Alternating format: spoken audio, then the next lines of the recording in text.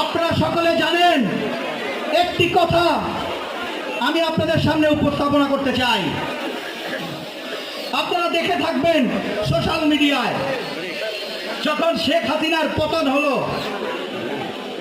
ডাক্তাররা যখন দেশনেত্রী বেগম খালেদা জিয়াকে জানালেন শেখ হাসিনার পতন হয়েছে, শেখ হাসিনার পতনের কথা শুনে আমাদের নেত্রী একটি মাত্র আয়াত উচ্চারণ করেছিলেন, একটি মাত্র বাক্য উচ্চারণ করেছিলেন, বলেছিলেন আলহামদুলিল্লাহ।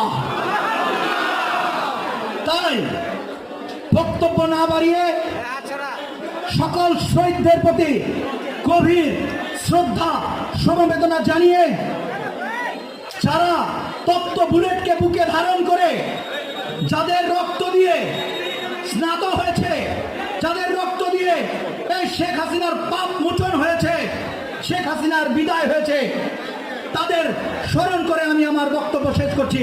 সেই সঙ্গে আপনাদেরকে কৃতজ্ঞতা সহ ধন্যবাদ জানিয়ে আমি আমার বক্তব্য শেষ করছি। শহীদ রাষ্ট্রপতি জিয়া রহমান অমর হোক, দেশনেত্রী বেগম খালেদা জিয়া জিন্দাবাদ, তারুণ্যের দীপ্ত অহংকার তারেক রহমান জিন্দাবাদ, দিনাজপুর জেলা বিএনপি জিন্দাবাদ। ধন্যবাদ সকলকে।